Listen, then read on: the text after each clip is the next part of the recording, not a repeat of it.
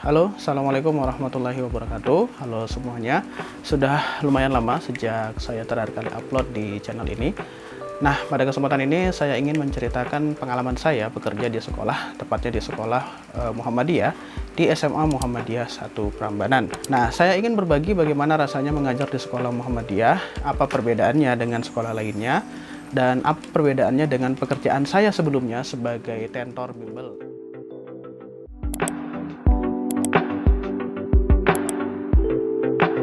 Tepatnya setelah saya resign dari Bimbel Ganesha Operation, saya kemudian kuliah kembali untuk mengambil gelar Magister Pendidikan dan masih di jurusan yang sama dengan S1 saya, yaitu di Pendidikan Sejarah. Nah, di awal perkuliahan saya, tepatnya sekitar tahun 2021, saya masih mengalami kuliah online ya, saat itu dengan Zoom, Google Meet, dan juga lain sebagainya. Nah, setelah kurang lebih sekitar 2 semester, akhirnya ketika pandemi semakin mereda dan bisa kembali bertatap muka, namun yang terjadi ternyata saat itu kuliah saya masih online, tanpa tatap muka. Berhubung kuliah saya di semester 3 semakin kurang dan hanya menyisakan beberapa mata kuliah saja, saya akhirnya mencoba peruntungan saya kembali untuk bekerja. Nah, kala itu saya mencoba untuk melamar pekerjaan di sekolah.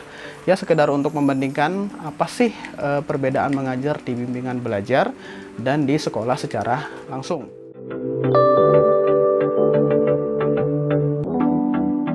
Pada mulanya saya mencoba melamar di beberapa sekolah ya, saat itu di beberapa sekolah negeri, antara lain ada di SMA Negeri 1 Prambanan, kemudian ada di SMA 8 Yogyakarta. Namun saat itu masih kurang beruntung hingga akhirnya saya menemukan lowongan pekerjaan di sekolah Muhammadiyah.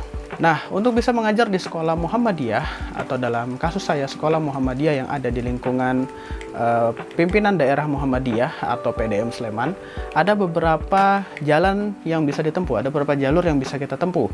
Ya, pertama, kalian bisa mendaftar melalui jalur PDM langsung atau seleksi bersama penerimaan pegawai Muhammadiyah PDM Sleman.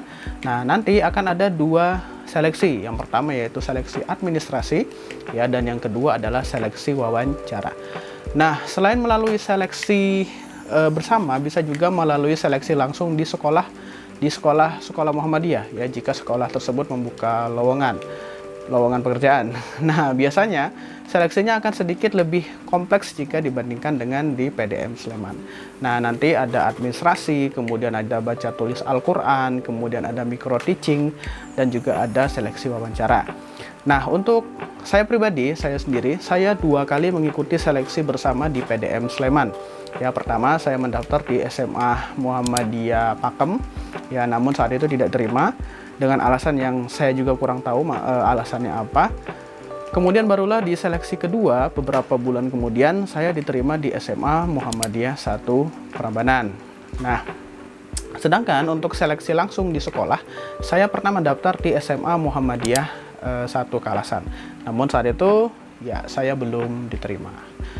Nah, saya kemudian mulai mengajar di SMA Muhammadiyah 1 Prambanan sejak tanggal 17 Januari 2022 dan kemudian mengakhiri dinas kemarin di tanggal 20 Juli 2024. Nah, sehingga total waktu dinas saya adalah 2 tahun, 7 bulan, dan 3 hari.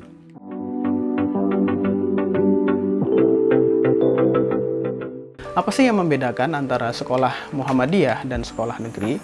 Ya, seperti yang sudah kita ketahui bahwa Muhammadiyah ini adalah sebuah gerakan organisasi Islam yang cukup besar di Indonesia yang lahir di Kauman, Yogyakarta pada tanggal 18 November tahun 1912 atau saat itu bertepatan juga dengan tanggal 8 Zulhijjah tahun 1330 Hijriah.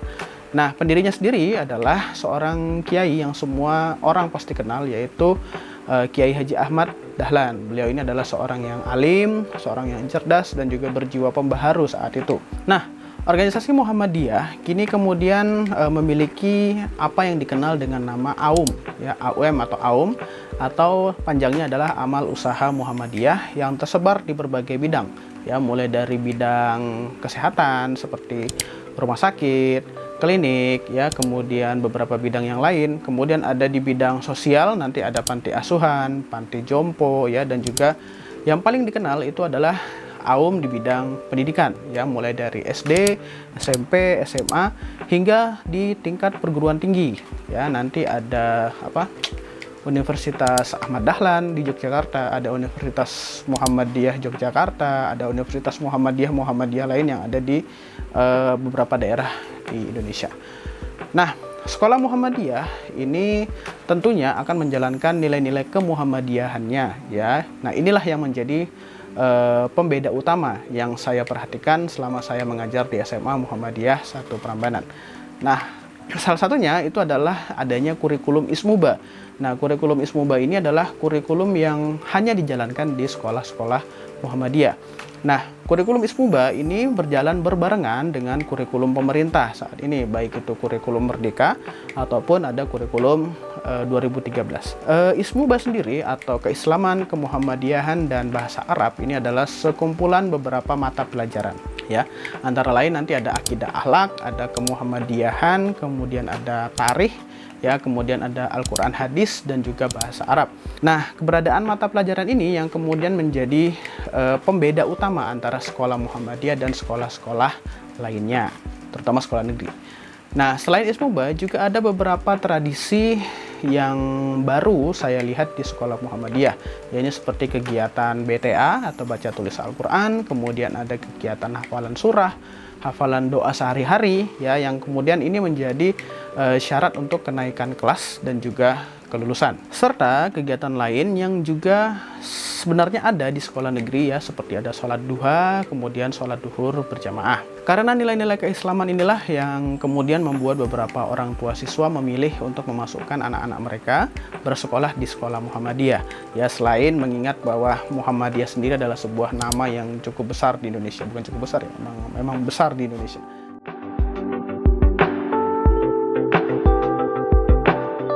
Nah, jika kita berbicara sekolah swasta, yang mana SMA Muhammadiyah sebagai salah satu sekolah swasta di Indonesia, sampai hari ini saya masih menemukan adanya beberapa persepsi di masyarakat bahwa sekolah Muhammadiyah itu adalah sekolah buangan.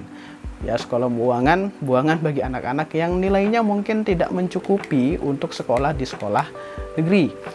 Nah, dari pengalaman saya, statement ini tidak sepenuhnya benar maupun tidak sepenuhnya salah. Ya, memang banyak sekali siswa yang nilainya tidak mencukupi di sekolah negeri akhirnya memutuskan untuk bersekolah di sekolah Muhammadiyah, ya.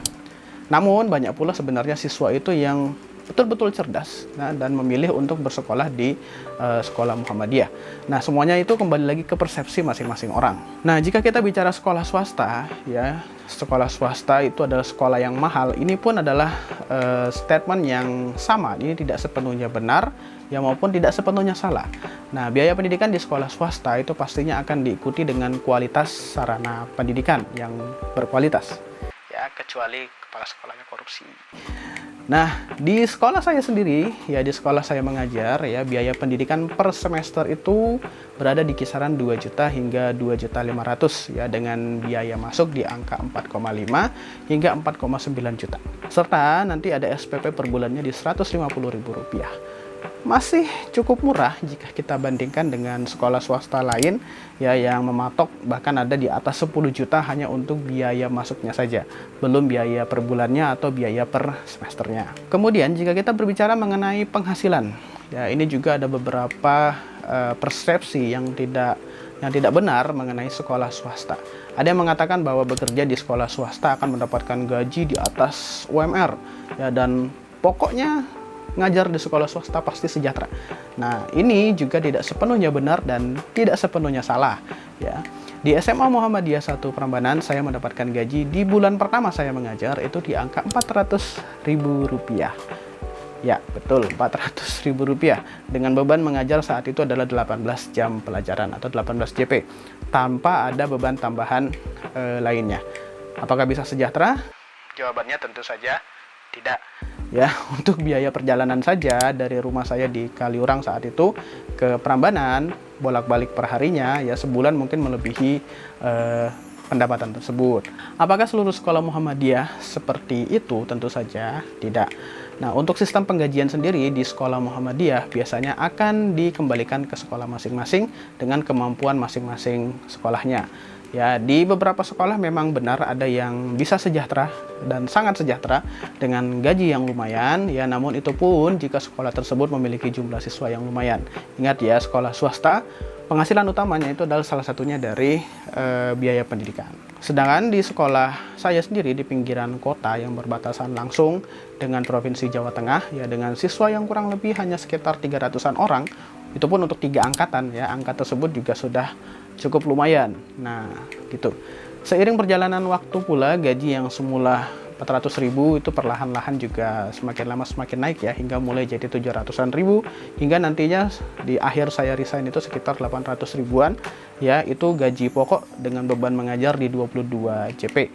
Nah, hal ini juga kemudian ditambah dengan beberapa beban-beban tambahan lainnya, ya, sebagai contoh saya sebagai pembina ekstrakurikuler, ya, Tonti, dan juga saya diberikan amanah sebagai pembina IPM atau Ikatan Pelajar Muhammadiyah, sehingga per bulannya di take home pay saya itu bisa di angka 1,2 juta. Itu pun sudah dengan kegiatan-kegiatan lainnya seperti mengawas lah, membuat soal, dan juga kegiatan-kegiatan kesiswaan yang lain. Nah, memang tidak seberapa jika kita bandingkan dengan gaji pekerjaan lainnya, ya, yang ada di luar sana. Dan memang di mana sih di Indonesia, ya, yang kita bisa lihat guru itu bisa sejahtera. Nah, Kiai Haji Ahmad Dahlan sendiri pernah berkata, hidup-hidupilah Muhammadiyah dan jangan mencari hidup di Muhammadiyah. Dan prinsip inilah yang kemudian banyak dipegang oleh guru-guru Muhammadiyah di luar sana. Ya, namun yang namanya rezeki insya Allah akan selalu datang dari tempat yang tidak kita duga-duga.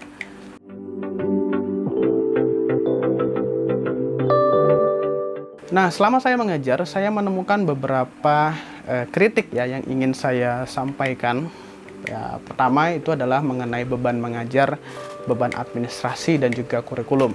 Nah, mungkin permasalahan ini itu sudah berlangsung sangat lama dan sangat sering dibahas, ya, baik di media sosial, bahkan yang saya lihat sendiri secara langsung, ya, guru itu hanya mengejar administrasi yang bukan cukup banyak, memang sangat banyak, ya, mulai dari modul, RPP, bahan ajar, kemudian ada kurikulum merdeka, dan nanti ada analisis CP, TP, ATP, belum lagi nanti platform Merdeka Mengajar, aksi nyata, seminar, diklat, dan lain-lainnya.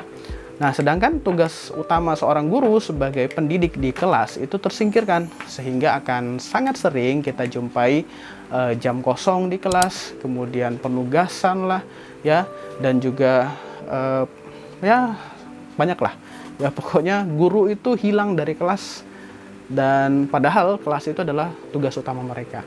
Nah, padahal aksi nyata kita sebagai guru itu harusnya bukan di platform aplikasi, tapi harusnya di kelas, memahami siswa, memahami psikologi siswa, memahami kebutuhan mereka, menjadi orang tua, teman, dan juga sahabat bagi siswa. Kedua, hilangnya kebijakan ujian nasional, tidak naik kelas, dan tidak lulus. Nah, permasalahan ini memang masih pro dan kontra.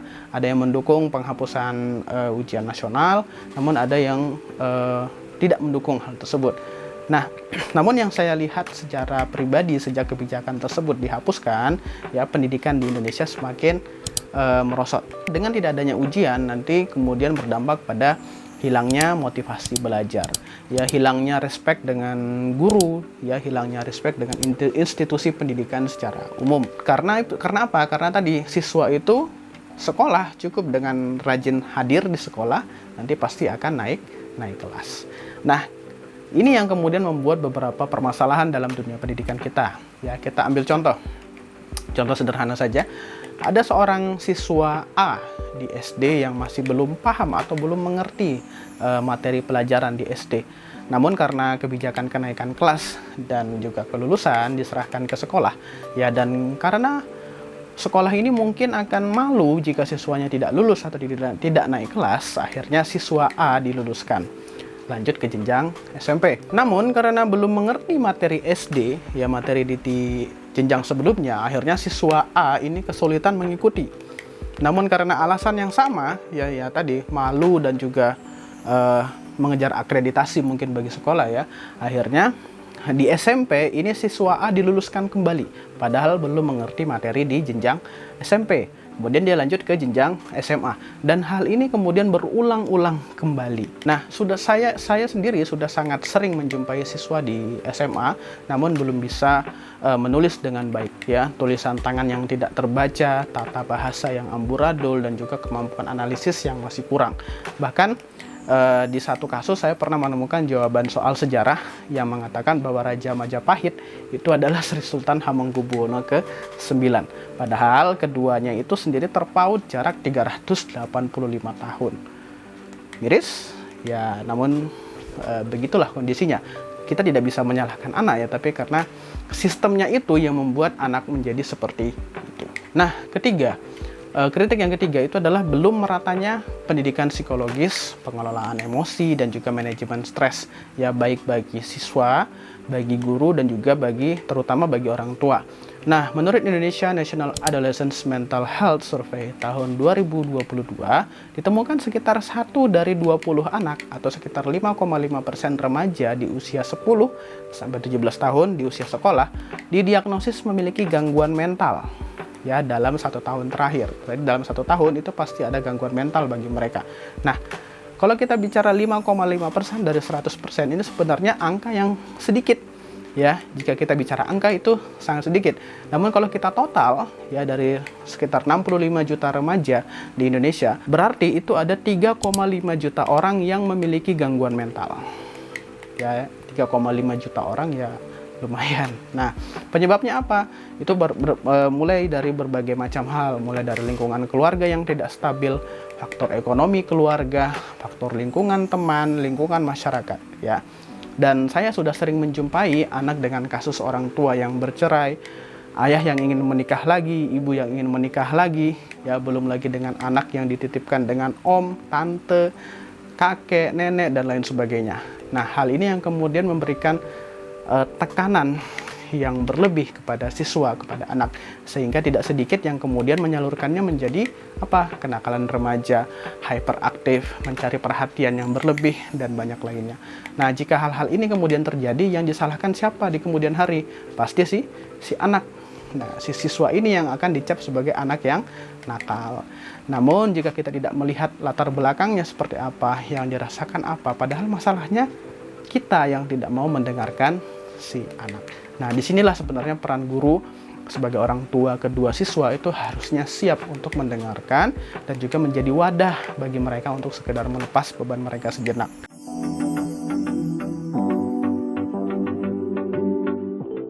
Dua tahun 7 bulan dan 3 hari itu bukanlah waktu yang sebentar. Selama saya mengajar di SMA Muhammadiyah 1 Prambanan, saya mendapatkan pengalaman yang berharga dan membuka mata saya, pikiran saya mengenai kondisi pendidikan di Indonesia. Dan untuk rekan-rekan di luar sana yang mengajar di sekolah Muhammadiyah, semangat dan semoga amal baik kita menjadi seorang guru yang kemudian menolong kita di kemudian hari. Dan untuk rekan-rekan yang memiliki keinginan untuk mengajar di sekolah Muhammadiyah, jangan ragu, silakan bergabung dan semoga betah untuk membangun bangsa Indonesia yang lebih baik ke depannya. Seperti biasa, jika ada pertanyaan silakan tanyakan di kolom di bawah ini. Jika konten ini bermanfaat, pertimbangkan untuk subscribe, ya, karena saya sudah tidak mengajar, berarti saya akan lebih sering upload di channel ini. Saya Renaldi, pamit undur diri. Assalamualaikum warahmatullahi wabarakatuh.